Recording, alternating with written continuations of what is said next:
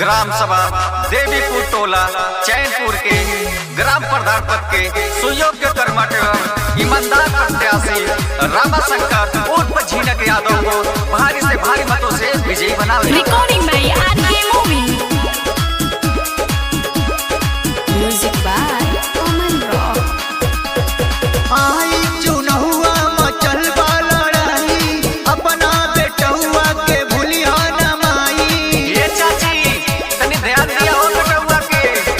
आई चुनहुआ मचल वाला रही अपना बेटहुआ के भूलिया न माई। अरे असरा लगले बने दी हाय आशीष के विजयी बनैया भैया झीनक जी के प्रधान बनैया रामाशंकर जी के विजयी बनैया भैया झीनक जी के प्रधान बनैया रामाशंकर जी के।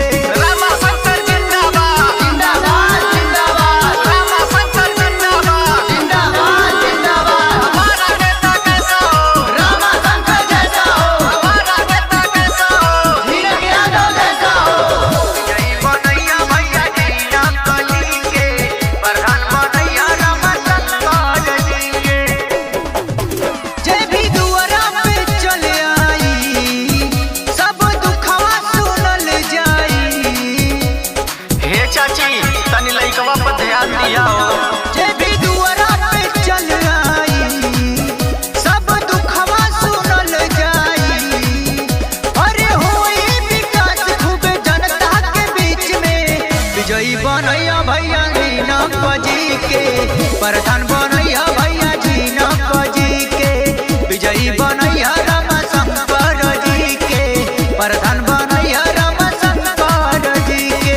आपन गांव और क्षेत्र के विकास के खातिर आपन बेटा व बड़ भाई रामाशंकर जी के कीमती वोट देके भारी से भारी मतों से विजयी बनाई।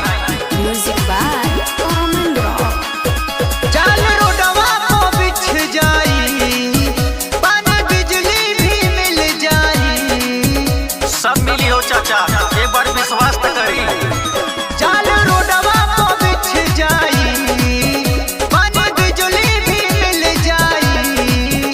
अरे हाथ जोड़ो विनती करे जनता के बीच में प्रधान बनैया चाची झीनक जी के विजयी बनैया दीदी झीनक जी के प्रधान बनैया भौजी झीनक जी के प्रधान बनैया रामाशंकर जी के। रामाशंकर जिंदाबाद जिंदाबाद जिंदाबाद झीनक यादव जिंदाबाद जिंदाबाद जिंदाबाद रामाशंकर जिंदाबाद जिंदाबाद जिंदाबाद झीनक यादव जिंदाबाद। रामाशंकर की वादा बा सेवा कोई इरादा बा। आपन गांव और क्षेत्र के विकास के खातिर एक बार जरूर जिताई। भैया झीनक के वादा बा सेवा कोई इरादा बा। अरे करे अनेक विनती हथवा के जोड़ के विजयी बनैया दादा झीनक